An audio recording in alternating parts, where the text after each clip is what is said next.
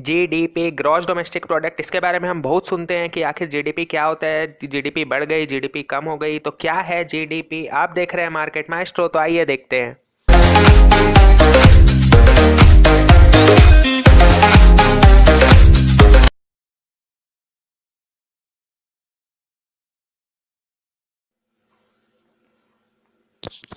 Gross domestic product, इसमें तीन चीज़ें होती है, ग्रॉस डोमेस्टिक और प्रोडक्ट। तो जीडीपी आखिर क्या होता है, तो value of all good and services produced with in the country.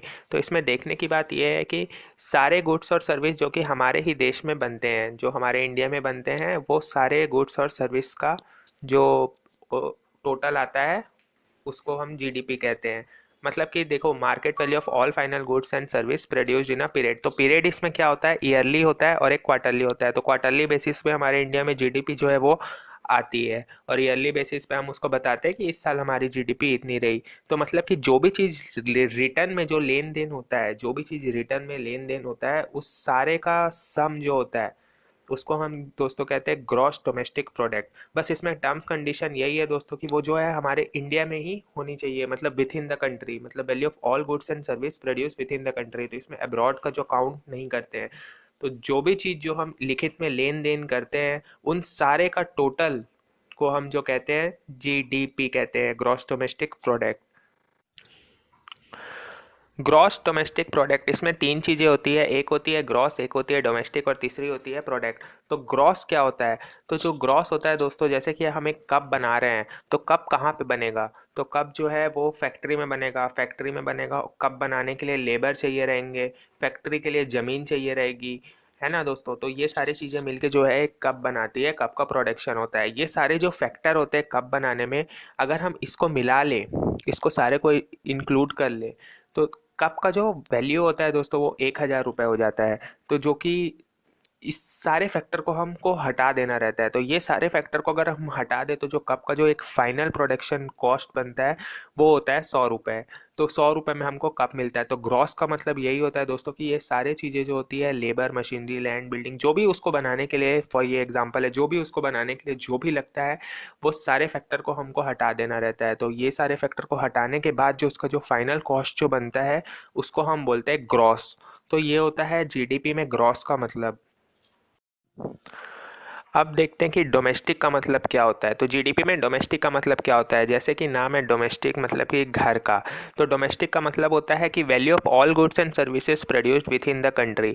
मतलब कि जो भी गुड्स और सर्विस हम बना रहे हैं हमारे ही कंट्री के अंदर हो, मतलब कि जो भी चीज़ है वो कंट्री के अंदर का ही हो, उसको हम दोस्तों बोलते हैं डोमेस्टिक। जीडीपी में ग्रॉस डोमेस्टिक, डोमेस्टिक का मतलब यही होता है कि बाहर की चीज़ें काउंट नहीं की जाती है डोमेस्टिक में। तो इनकम फ्रॉम अब्रॉड, जैसे कि इनकम फ्रॉम अब्रॉड है दोस्तों, उसको हम ऐड नहीं करते हैं जीडीपी के समेशन में। जब फाइनल उसका काउंटिंग होता है तो जो बाहर से पैसा रहता है उसको काउंट नहीं किया जाता है, सिर्फ हमारे ही गुड्स और जो हम बनाते हैं अपने ही देश में, सिर्फ उसी का जो वैल्यूएशन है वो होता है। इसका मतलब होता है डोमेस्टिक। अब जीडीपी किस काम में आता है, तो जीडीपी जो रहता है वो हमारा जो रहता है वो कंट्री के कंपैरिजन के काम में आता है। जैसे जीडीपी एक डाटा होता है, जीडीपी का एक डाटा होता है, उससे हम इकोनॉमिक परफॉर्मेंस देखते हैं किसी भी कंट्री का, और हम उससे जो है कंपैरिजन करते हैं। जैसे कि हम अमेरिका से कंपैरिजन करते हैं कि अमेरिका का जीडीपी इतना है और इंडिया का जीडीपी इतना है। तो हम दोस्तों जीडीपी एक डाटा होता है, उससे जो होता है वो कंपैरिजन हम करते हैं कि कंट्री का परफॉर्मेंस जो है एक पर्टिकुलर पीरियड के लिए कैसा है, जैसे एक साल में कैसा रहा इस कंट्री का और इस कंट्री का परफॉर्मेंस। तो ये इस काम में आता है हमारा जो जीडीपी है। तो कोई भी कंट्री अपनी जीडीपी कैसे कैलकुलेट करती है, तो जीडीपी कैलकुलेट करने का सिंपल सा प्रोसीजर है। कोई भी कंट्री सिर्फ तीन मेथड पे फॉलो करती है। इसमें होता है एक प्रोडक्शन अप्रोच, एक होता है इनकम अप्रोच और एक होता है एक्सपेंडिचर अप्रोच। इस प्रकार से जो कोई भी कंट्री है वो अपनी जीडीपी को कैलकुलेट करती है।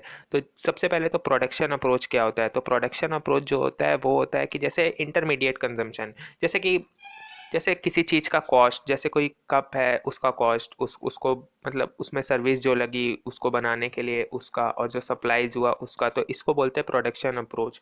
फिर दूसरा होता है इनकम अप्रोच। इनकम अप्रोच जैसा कि आप वेजेस फॉर लेबर हो गया, जैसे कि आप किसी कैपिटल है आपके पास तो उस पे आपको जो इंटरेस्ट मिल रहा है, जैसे आपने किसी को अपना घर जो है वो किराए पे दे दिया है, और उससे आपको जो जो भी प्रॉफिट आ रहा है, ये सारे जो प्रॉफिट होते हैं इसको बोलते हैं इनकम अप्रोच। फिर जो रहता है तीसरा एक्सपेंडिचर अप्रोच।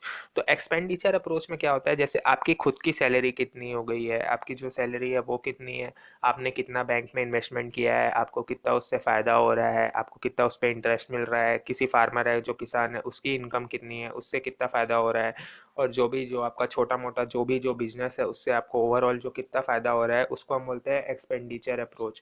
तो ये 3 अप्रोचेस होते हैं जिससे कोई भी कंट्री अपना जीडीपी का जो फाइनल कैलकुलेशन है वो करती है। तो फाइनल कैलकुलेशन के लिए आखिरकार एक फार्मूला होता है, ये 3 मेथड पे बेस होता है और उसका एक फार्मूला होता है। तो फार्मूला क्या होता है फाइनल एक्सपेंडिचर का, तो ये फार्मूला है जिससे जीडीपी, कोई भी कंट्री अपनी जीडीपी कैलकुलेट करती है। तो ये फार्मूला बेसिकली कहता है कि जीडीपी जो होता है equal to C plus I plus G plus X minus M.